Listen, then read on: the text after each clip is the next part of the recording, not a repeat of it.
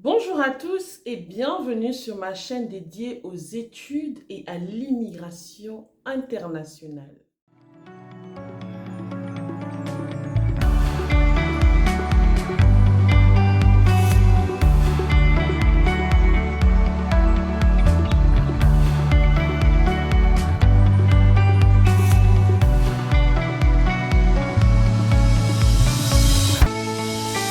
Pour tous ceux qui ne me connaissent pas, je suis Marie et je serai là pour vous accompagner tout au long de cette année dans vos projets d'études et de travail à l'international. Comme je le disais à ma dernière vidéo, aujourd'hui nous allons aborder le sujet sur la recherche de travail au Canada.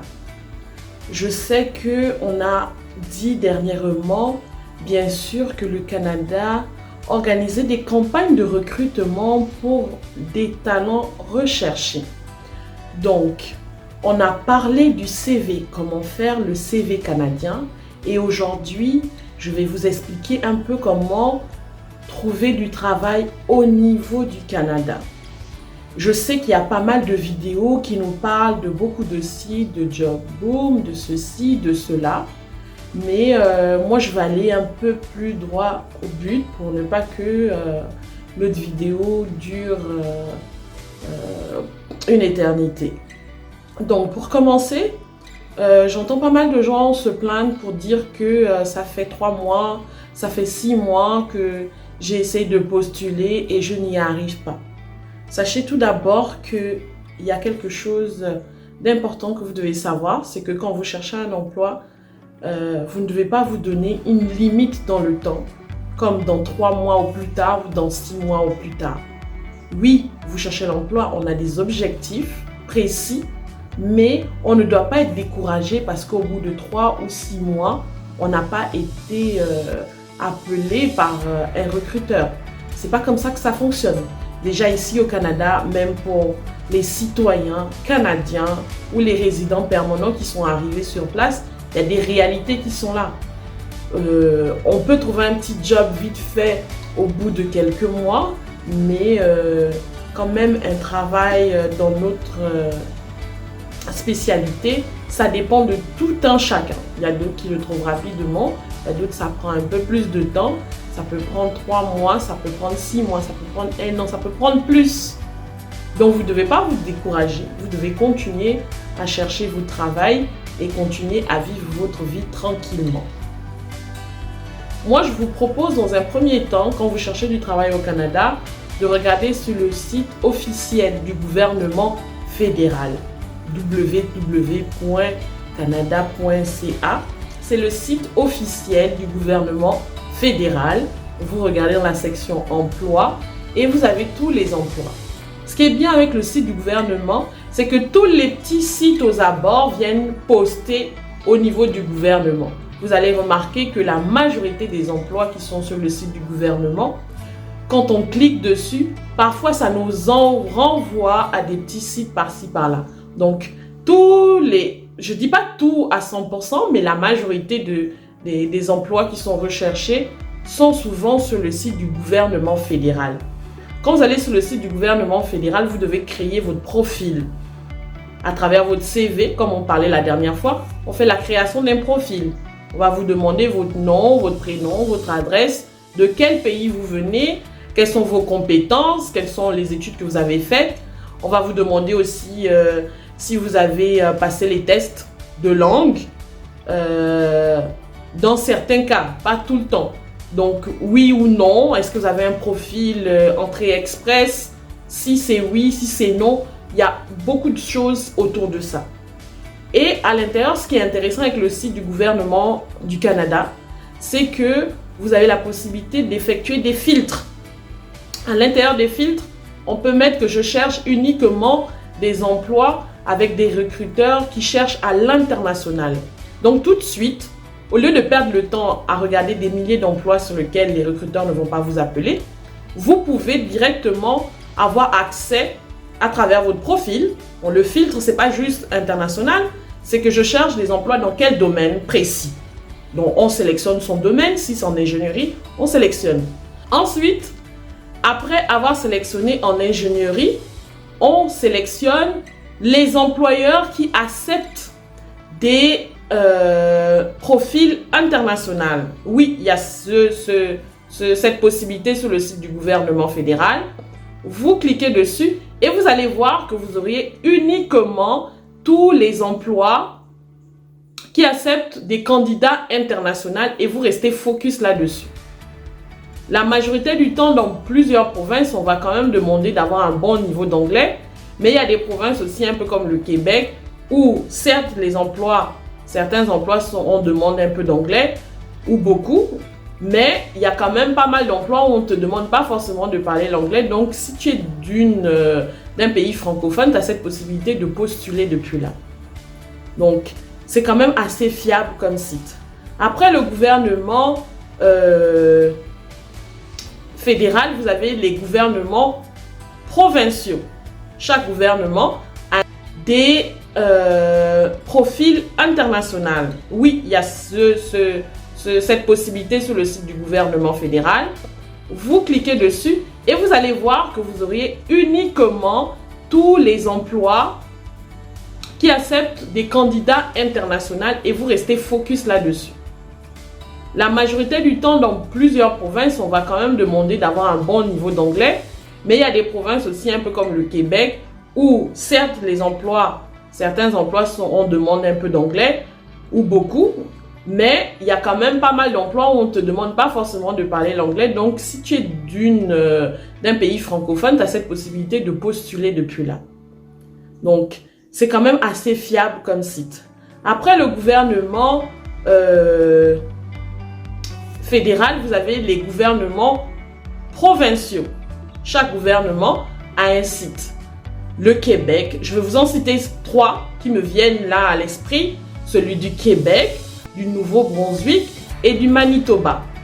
Prenez la peine de regarder. On va vous mettre dans la barre de description les nouveaux sites qui vous permettent de cliquer et d'aller un peu explorer. Ça vous parle un peu du processus d'immigration, comment immigrer dans la province. Et dans chacun de ces sites que je vous ai cités, il y a des offres d'emploi. Donc, ce qui est recherché actuellement dans la province. Ce n'est pas toujours la même chose d'une province à une autre. Il y a des provinces qui demandent certaines candidatures. D'autres provinces peuvent avoir une demande plus penchée, par exemple, sur la pêche et l'agriculture. L'autre a besoin plus des ingénieurs en informatique. L'autre a peut-être besoin de plus de personnes dans la santé. Donc, vous faites le tour et vous regardez. Vous vous inscrivez. Il faut toujours créer votre profil. C'est fatigant. Je sais que c'est très, très fatigant d'être en train de créer les profils. Mais vous créez votre profil. Vous mettez votre adresse courriel.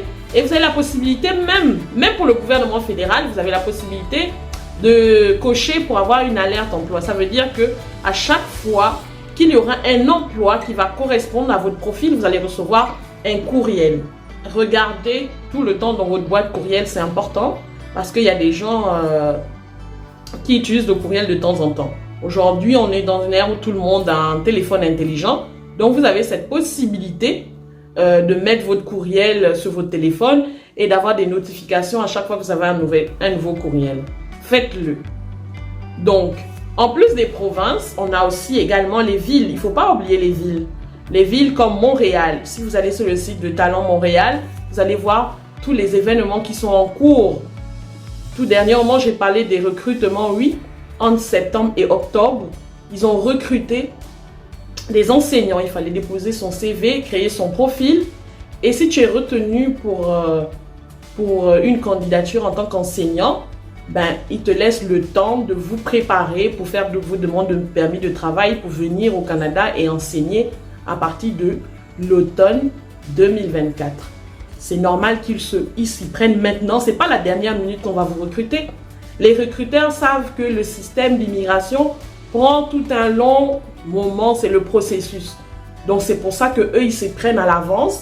Ils recrutent maintenant. Ça vous laisse le temps de passer les entretiens, d'avoir un contrat de travail. Et à travers votre contrat de travail, vous pourrez demander un permis de travail au niveau du Canada. Donc, les villes, comme je disais, il y a Talent Montréal.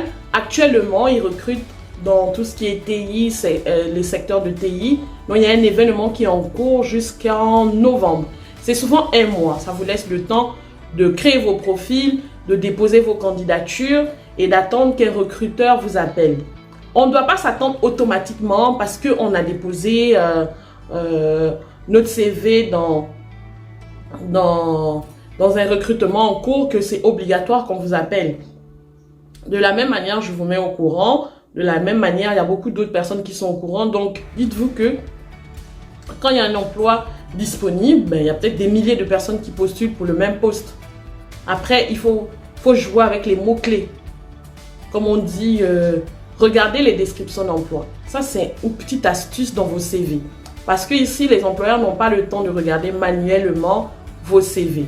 Généralement, ce qu'ils font, c'est qu'ils vont jouer, ils installent des logiciels et les logiciels vont repérer certains mots. Donc, à l'intérieur de vos compétences, on a besoin de quelqu'un qui est doué dans tel programme ou tel ceci. Ça va être comme un détecteur d'aller regarder les profils qui correspondent aux compétences recherchées et on va les sélectionner pour peut-être les appeler en entretien. C'est sûr qu'ils vont regarder à ce moment quand même votre CV avant de vous appeler. Donc, vous allez regarder. Il y a un événement en cours, en décembre aussi bientôt, c'est virtuel. Ça, c'est aussi important. Quand je disais dans le gouvernement fédéral de regarder tout ce qui recrute à l'international, quand vous allez sur le site de Talent Montréal et qu'il y a des postes disponibles, regardez tout ce qui passe des entretiens virtuels. Parce que vous n'êtes pas au Canada, ça ne sert à rien de prendre un entretien où on a besoin de vous sur place à Montréal. C'est une perte de temps. Mais moi, j'y vais souvent, j'ai des candidats que j'inscris sur Talent Montréal quand il y a des recrutements et je sais qu'il y a énormément, donc personne ne peut me dire qu'il n'y en a pas. Il y a des postes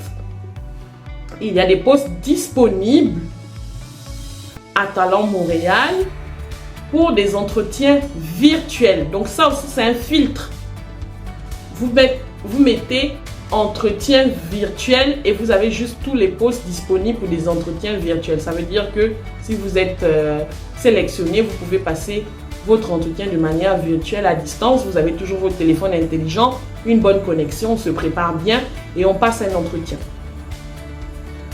Il y a aussi également la Montérégie qui demande en ce moment pas mal de personnel qualifié dans la santé. Donc pour les personnes qui sont dans la santé et qui veulent venir au Canada, vous avez cette possibilité aussi de vous lancer dans ce sens, de déposer votre CV. Sachez que la santé, c'est quand même pas mal bien organisé. Donc, ils s'occupent du recrutement, sauf que vous allez peut-être encore suivre une formation, arriver sur place qui va être sûrement payée par eux et vous intégrer dans les centres de santé au niveau de la ville où vous allez être recruté. Tel que je vous disais, je vais vous mettre dans le descriptif des liens de différents sites de recrutement au niveau du Canada. N'hésitez pas toujours d'aller visiter, de visualiser, parce que la meilleure manière d'immigrer à l'international, c'est de s'informer. On ne se contente pas de regarder des news et de dire « j'ai entendu que ». Non, on s'informe soi-même. Quels sont les critères? Qu'est-ce qu'on demande au niveau du Québec? Qu'est-ce qu'on demande au niveau du Nouveau-Brunswick?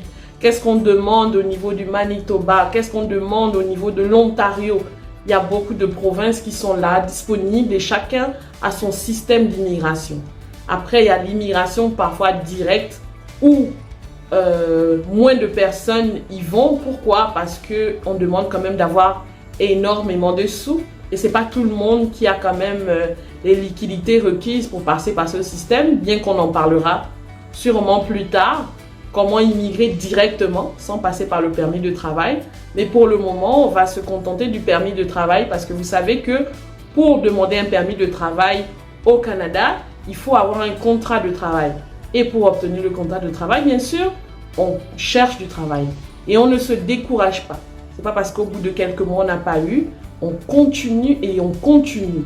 On dit au Canada que quand on cherche un emploi, quand on est au chômage et qu'on a la recherche d'un emploi, ce sont les mêmes heures qu'un emploi à temps plein. On met beaucoup de force, on met beaucoup de temps à l'intérieur. Ça prend énormément de temps. Ce n'est pas en 1 heure ou 2 heures, non. C'est tout le temps. On essaye de voir.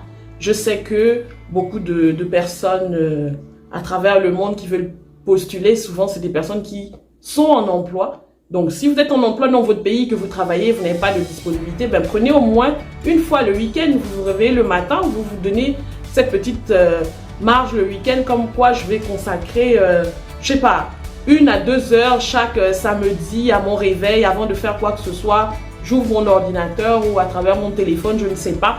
Je commence à postuler et puis de manière récurrente et permanente. Donc, c'était tout pour cette vidéo. Si vous avez des questions, n'hésitez pas à nous écrire sur printandship@gmail.com. Nous sommes toujours là pour répondre à toutes vos questions. Si vous avez besoin de services quelconques, vous pouvez toujours nous écrire.